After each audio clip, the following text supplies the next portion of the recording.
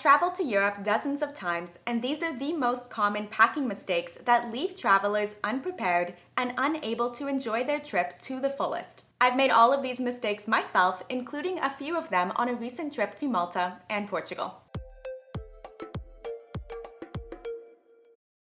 The first common packing mistake is forgetting to bring a packable day bag. A day pack is a small, lightweight backpack, sling, or fanny pack that you can use to carry essential items for the day, such as your wallet, phone, snacks, water bottle, and photocopies of important travel documents like your passport. Forgetting to bring a day pack means that you'll need to carry all of these items in your pockets or empty out your personal item backpack for day trips. Both of these options are inconvenient and uncomfortable. If your personal item is a backpack like mine, keep in mind that Europe can be very hot and back sweat is a real thing.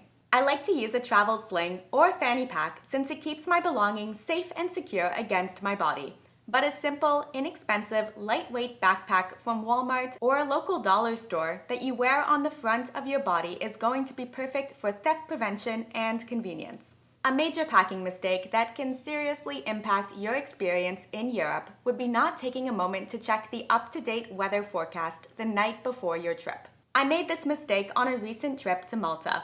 Let me know if you can relate. I had it in my mind that Malta was a warm and sunny destination, and then I pre-planned the things that I would wear well in advance of the trip. I made this mistake when I did not take the time to check the up-to-date weather forecast the night before my trip and ended up in Malta during a cold front with 5 days of wind and rain. I thought that I was being responsible by planning all of my outfits in advance, but then the shorts and the skirts and the dresses that I brought with me ended up being quite impractical. I spent my first day in them just feeling cold and miserable and wet while out and about before I caved and purchased a rain jacket as well as some warmer layers. Something as simple as checking the up-to-date weather forecast would have prompted me to pack some extra layers, a windbreaker, and a waterproof shell, which would have definitely saved me some money during this trip. The good thing about forgetting a day pack or a rain jacket is that these items are likely pretty easy to find at your destination. It can be frustrating since you're putting out additional money, especially when you have these items at home already,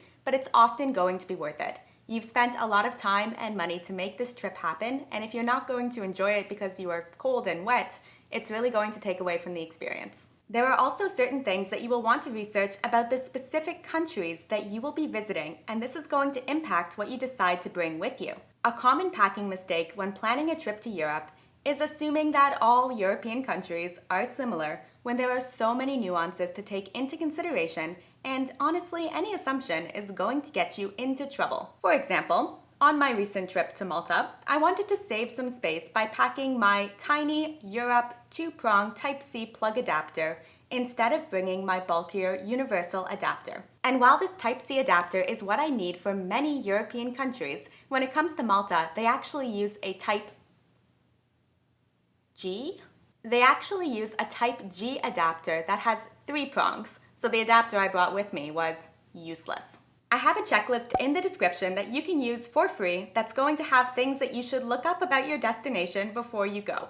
Sometimes the toughest part of packing for travel is not even knowing what you should be researching or the questions you should be asking in order to best prepare. So hopefully this will give you some peace of mind that all of your bases are covered. I obviously did not use my checklist before Malta. Oops.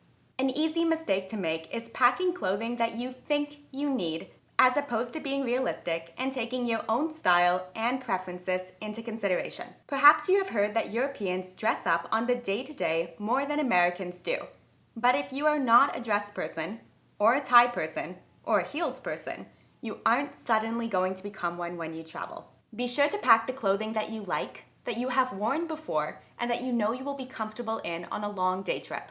Dress to maximize your experience as opposed to dressing how you think you should. Because honestly, as long as you are following cultural norms and being respectful, no one cares, except maybe you. When was the last time that you remembered what a stranger was wearing? Or even what a friend was wearing? Like many American and Canadian women, I love to wear leggings and find that I am most comfortable in athletic wear.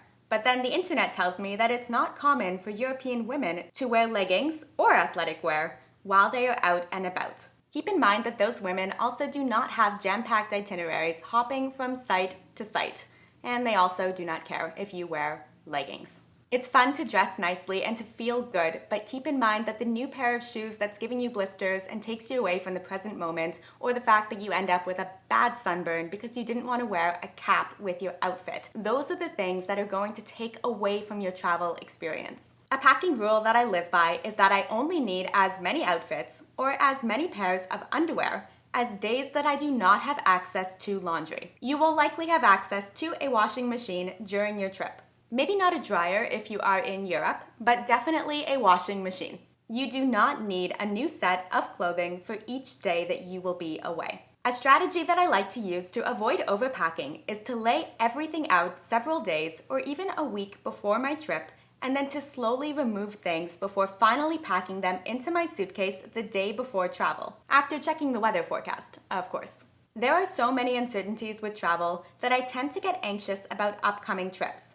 This anxiety almost always leads me to overpack on my first packing attempt, since I want to prepare for every possible scenario. I'm often in a better headspace and able to wean things down to the essentials as the trip approaches, and I feel more prepared in general. I'll link to a video in the description with some other packing strategies and tips that you can follow for any trip. But I'm always learning and would love to know if you have any packing strategies or tips that you can share down in the comments. Thank you so much for watching. My name's Megan, and I hope you'll subscribe to join us back here for more travel tips and hacks next week. Safe travels and have a great trip.